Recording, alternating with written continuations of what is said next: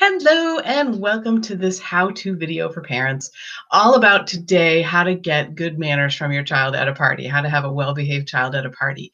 I am Karen Locke-Cope. I am a child development expert and a parent coach. I have a podcast, a nice long-form podcast if you want to dig right into things, called We Turned Out Okay, and a website called WeTurnedOutOK.com. And I know a lot about kids and their behavior and why they do the things that they do. And hopefully I can communicate some of that to you today so that you can have your next party be a fun experience instead of a worrisome one. So when I think about kids and gatherings, I think of a few things. The first one is the expectations that we have, and how difficult it can be to go into something like a party without without worrying about what we're going to find there, and like if we'll have relatives or friends who are going to sort of not mix well with our little kids, or if we have a little kid who has a tantrum or something like that. So today I just want to talk about how can we get good behavior, and I got my notes over there, which is what I'm looking at. So if you think about, so I was just this past Thanksgiving, which is just a few days ago, I was at we always go to my mother-in-law's, and we had one of my in-laws, his family comes as well, and they have a 2-year-old and a 7-year-old, two of just the most wonderful girls that you can imagine. They're super fun, and they're the only two little kids at this gathering, and so you could imagine that the parents come in like, oh crap, like we're gonna have those kids. You know what I mean? And that's not how it turns out at all. So there was the youngest one is just 2. And what I noticed that I wanted to share with you is how she took from us adults and what we were doing. So if we were sitting talking at the table or in the living room, before or after dinner or whatever, she was playing and moving around, of course, and oftentimes she would sort of stop and she would look at the person talking. So if you're sitting in a group of people and one of the people is talking, this little girl would sort of look at that person, and when there was a pause in the conversation, the little girl would go, like she would make some noise that sounded like conversation, and it was adorable. And I can remember my own kids doing this, and I've seen lots of other kids do this. This is how kids learn to take turns. This is how they learn about like social interactions, right? And so everybody naturally kind of smiles at her and says, oh, is that what you think? Or something like that, encouraging her to kind of go and do something like that. So then the next thing she said was, like she would make up some other thing. She doesn't, there's very few, if any, words in that, but really what it is she's participating in this conversation in fits and starts in the only way that she sort of knows how. And I thought about that in relation to this topic because it really shows what we can do to get good manners is we can model good manners. I mean, it won't work all the time. We're still going to have kids who are maybe upset or frustrated or whatever, and that gets into the next part of this, which I'll get to in a moment, but modeling politeness as we are at a gathering, and helping our kids see, like, this is how the world works. We take turns in a conversation. We don't yank something out of somebody's hands, right? You would never do that. And so we model for our kids what good manners are. And then the other part of this is thinking about doing what's best for your child. So I recently had the wonderful pleasure to talk with Dr. Laura Markham of ahaparenting.com. She's got a couple of great books out about parenting.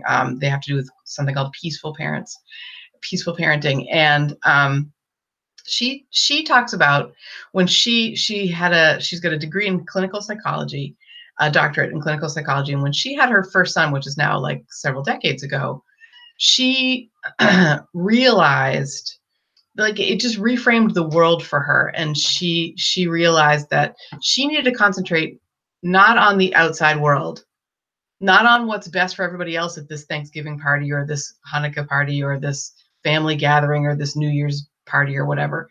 She needed to concentrate on what was best for her child. So if somebody is getting angry or not modeling good manners, how can we make it so that we're taking care of our child? Maybe what we need to do is take them out of the room for a bit.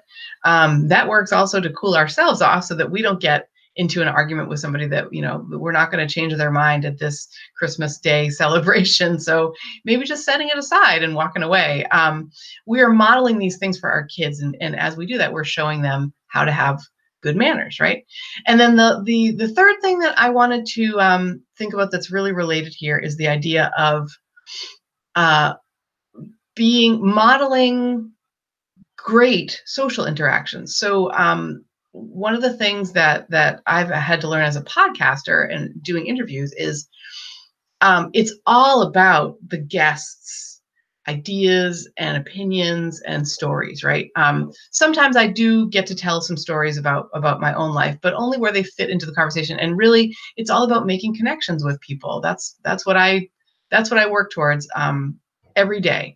And in that instance, or when you're trying to connect with somebody, I try to keep in mind the idea that it is better to be interested than interesting. So it's not about what I have done and what I have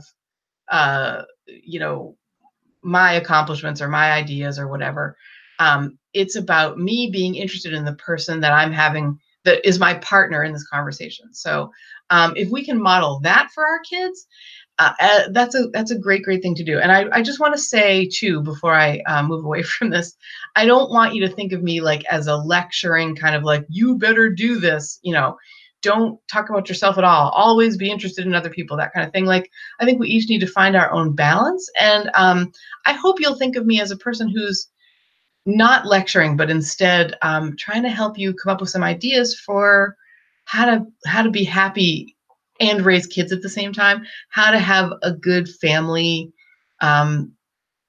enjoyable, like, participating relationship. I mean, like, how do we make it so that, like, the time we spend with our kids is good, fun, if it can be for the most part time. It's not all going to be that, but how do we get past the crummy stuff and into the good stuff? And this is really one way to do it. So hopefully that is helpful for you. I am very excited because I've got a book coming out on December the 4th, which is this coming Tuesday, in real time.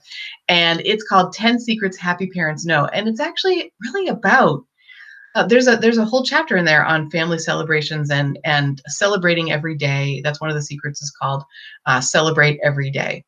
And if that resonates, I just hope you'll check it out. You can go to WeTurnedOutOK.com/books to check it out. There's a link in the notes to this how-to video as well. And if it's something that resonates, I hope you'll consider buying it, because I think it could be really helpful. I recommend. I've got good advice in here. And I think if you're the parent of a young child and you just need some encouragement, some hope, some tools for really getting good behavior from your child and enjoying that time with them, well, this is a good place to start. So that's it for today. If you like this video, please click the like button. If you're watching in YouTube, share it with a friend, and be sure to subscribe, because I come out with a new video like this every Thursday, and hopefully it can help you. Those will help you too. If this one was helpful, maybe you'll get some help from another one. All right, thank you, and have a great day. Thanks so much for watching all the way to the end. Bye-bye.